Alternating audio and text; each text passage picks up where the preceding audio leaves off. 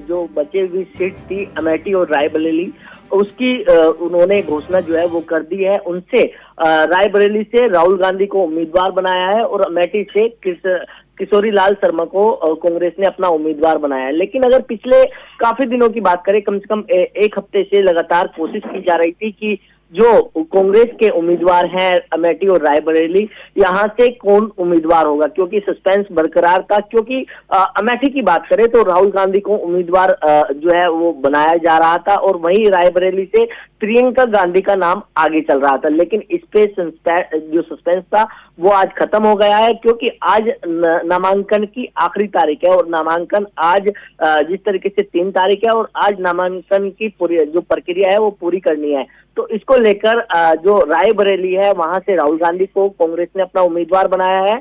अमेठी की अगर बात करें तो किशोरी लाल शर्मा को कांग्रेस ने अपना उम्मीदवार बनाया है।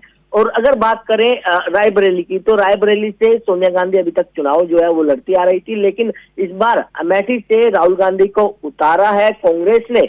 क्या इस पर जो अपनी चुनावी रणनीति तैयार की है, क्योंकि अगर रायबरेली की बात करें तो कहीं ना कहीं सिंपैथी कहीं ना कहीं राहुल गांधी को मिल सकती है। तो ऐसा हो सकता है कि कांग्रेस ने ये दाव जो है वो राजनीति में खेला हो, क्योंकि लगातार जो है कोशिश यही की जा रही थी कि जो बैठी है वहां से राहुल गांधी चुनाव लड़ेंगे और रायबरेली से प्रियंका गांधी जो है वो चुनाव लड़ेगी। लेकिन आज नामांकन की जिस तरीके से प्रक्रिया होनी है, तो आज नामांकन जो है वो किया जाएगा और इसको लेकर अब जो क्योंकि राहुल गांधी को दूसरी सीटों पर भी प्रचार करना है और अपनी जो रायबरेली सीट है वहां पर भी प्रचार जो है कांग्रेस की तरफ से राहुल गांधी की तरफ से किया जाएगा।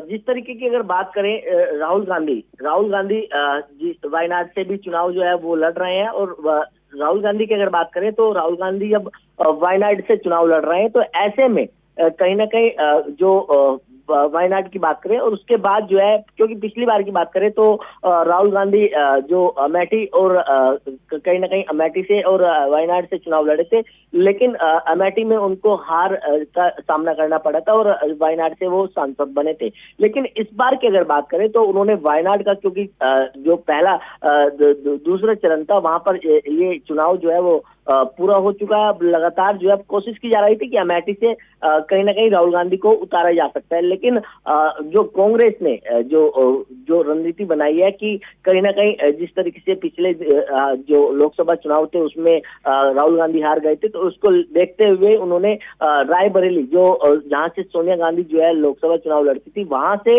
राहुल गांधी को उतारा है। और अब देखना होगा कि आज नामांकन जो है होने के बाद जो है किस तरीके से प्रचार जो है वो इस सीट पर रहता है। अगर बात करें सोनिया गांधी की, तो सोनिया गांधी भी इस सीट पर प्रचार के लिए जा सकते हैं। प्रियंका गांधी लगातार पूरे देश में प्रचार जो है वो किया जा रहा है। लेकिन अगर बात करें इस सीट की, तो इस सीट पर सस्पेंस जो है वो पिछले काफी दिन से बरकरार था, क्योंकि लगातार कोशिश यही कहा जा रहा था कि जो राहुल गांधी है वो अमेठी से चुनाव लड़ेंगे और प्रियंका गांधी को इस बार जो है लोकसभा चुनाव में उतारा जा सकता है। और अगर लोकसभा की बात करें प्रियंका गांधी को रायबरेली से, क्योंकि वहां से सोनिया गांधी जो उनकी मां है वो चुनाव लड़ती आ रही थी। लेकिन अगर बात करें सोनिया गांधी या फिर राहुल गांधी, तो हो सकता है कि वो आज जब रायबरेली से नामांकन जो भरने जब जाए तो सोनिया गांधी उस समय मौजूद जो है वो रह सकती हैं, क्योंकि लगातार कांग्रेस की जो अब चुनावी रैलियां हैं वो काफी आक्रामक होती जा रही हैं और लगातार जो है लगातार लोगों के बीच जो है एक संदेश पहुंचाने की कोशिश जो की जा रही है। वहीं अगर बीजेपी की बात करें तो बीजेपी भी लगातार जो है चुनावी माहौल जो है वो अब रैलियों के माध्यम से लगातार जनता के बीच जा रहे हैं। तो कांग्रेस में आखिरी वक्त में बात करें तो दो बहुत महत्वपूर्ण चीजें रात में हुई हैं। हम लोग लंबे समय से उसका इंतजार कर रहे थे कि कब रायबरेली और अमेठी से लोग कांग्रेस का परिवार उतरेगा। एक और सीट थी कैसरगंज की, अगर हम बात करें तो 3 सीटों पर उत्तर प्रदेश की यूं तो 80 सीटें हैं, लेकिन इन 3 सीटों पर खास सबकी निगाह थी, क्योंकि कैसरगंज में ब्रजभूषण शरण सिंह जो रेसलर्स है उनके साथ में कन्फ्रंटेशन में फंसे हुए थे, उन पर तमाम आरोप लगे हुए थे। उस सीट पर कल जो संशय था वो समाप्त हो गया था, लेकिन अमेठी और रायबरेली पर संशय लगातार बना हुआ था। और लेकिन देर रात ये संशय के बादल भी हटे और जो हम लोगों ने पहले सोचा था वही हुआ कि राहुल गांधी को अमेठी से हटा करके रायबरेली की तरफ ले जाए। देखिए, इसके पीछे का जो लॉजिक दिया जा रहा है वो ये कि जितने भी अध्यक्ष रहे हों या पूर्व अध्यक्ष रहे हों, वो सारे रायबरेली से लड़ते हैं, रायबरेली उनका गढ़ रहता है। अमेठी में ठीक बात है कि राहुल गांधी लड़ते थे, लेकिन यहाँ से वो हट गए हैं। अमेठी से के.एल. शर्मा को मौका दिया गया। के.एल. शर्मा बहुत ही लॉयलिस्ट आदमी है, उनकी विश्वसनीयता लगातार बनी हुई है। लंबे समय से वो कांग्रेस के परिवार के लोगों को चुनाव लड़वा रहे हैं और बड़ी शानदार भूमिका निभाते हैं। इस बार उनको मौका दिया गया है। क्या ये सोच के मौका दिया गया कि परिवारवाद का एक आरोप न लगे, क्योंकि हम जानते हैं कि भारतीय जनता पार्टी ट्रैप में फंसाने की कोशिश करती है। जैसे राम मंदिर के मामले को लेकर के हुआ, सबको आमंत्रित किया लेकिन उस दिन लोग नहीं गए, बाद में जाने की बात कर रहे। तो यहाँ भी ये बात चल रही थी कि अगर प्रियंका अमेठी से लड़ती हैं, राहुल गांधी रायबरेली से लड़ते हैं, तो भी परिवारवाद का आरोप लगाया गया कि देखिए फिर से दोनों लोग आ गए। अभी तक प्रियंका के बारे में कोई भी बात क्लियर नहीं की गई है।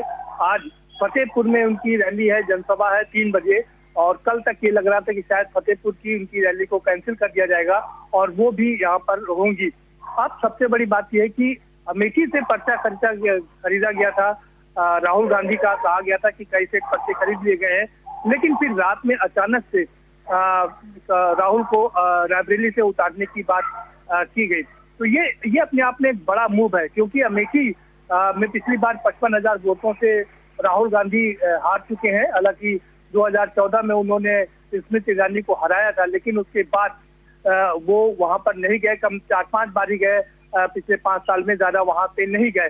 और अब रायबरेली से उतर रहे, तो रायबरेली के क्या मायने हैं जरा ये भी समझ लेते हैं। रायबरेली अपने आप में बहुत महत्वपूर्ण है, ये बहुत गढ़ रही है जिस तरह से अमेठी गढ़ रहा है। तो रायबरेली की अगर हम बात करें, लेकिन क्या इतना आसान होगा, क्योंकि भारतीय जनता पार्टी ने पूरी तरीके से घेर के रखा है। हालांकि अच्छी बात यह है कि यहाँ से समाजवादी पार्टी के 4 विधायक हैं और भारतीय जनता पार्टी का 1 विधायक है, लेकिन उसके बावजूद दिनेश प्रताप सिंह, जिनको यहाँ से उतारा गया है, वो प्रदेश में मंत्री हैं। पिछली बार सोनिया गांधी के खिलाफ चुनाव लड़े थे और अच्छा किया था, उन्होंने इतना बुरा प्रदर्शन नहीं किया था। हम जानते हैं 2004 से ही, उसके पहले से भी सोनिया गांधी यहाँ से चुनाव लड़ती रही हैं और प्रियंका गांधी उनके चुनाव का पूरा संचालन करती रही हैं। उसके बावजूद जिस तरह से 2019 में दिनेश प्रताप सिंह ने जीत का मार्जिन कम किया था, वो बहुत ही चौंकाने वाला था। और उसके बाद धीरे धीरे ये दिनेश प्रताप सिंह के विषय में भी बता दें, ये वही दिनेश प्रताप सिंह है जिनको कांग्रेस ने एमएलसी बनाया था और कांग्रेस के बहुत ही वफादार माने जाते थे, लेकिन उन्होंने पाला बदला और भारतीय जनता पार्टी के खेमे में है। और इसके साथ ही साथ में जो और भी तमाम लोग हैं, धीरे धीरे करके जैसे हम लगातार देख रहे हैं कि ज्यादातर जितने भी कांग्रेसी हैं वो सब भारतीय जनता पार्टी में आ गए हैं। तो और ये भी यहाँ भी रायबरेली की अगर हम बात करें तो रायबरेली में जो चेयरमैन है, जो दूसरे तमाम नेतागण हैं, उनको भी भारतीय जनता पार्टी में शामिल करा दिया गया है। तो चुनौती है, हालांकि कोई बहुत बड़ी चुनौती नहीं है, लेकिन चुनौती है। अब दिनेश प्रताप सिंह कितना चुनौती पेश कर पाएंगे ये देखना काफी दिलचस्प होगा। लेकिन राहुल, अब यहाँ पर दिलचस्प यही होगा कि राहुल गांधी कितने मार्जिन से जीतते हैं। देखिए, जीत में कोई शक नहीं है, लेकिन कितना बड़ा जीत का अंतर होता है, कितना मार्जिन होता है, ये देखना काफी दिलचस्प होगा।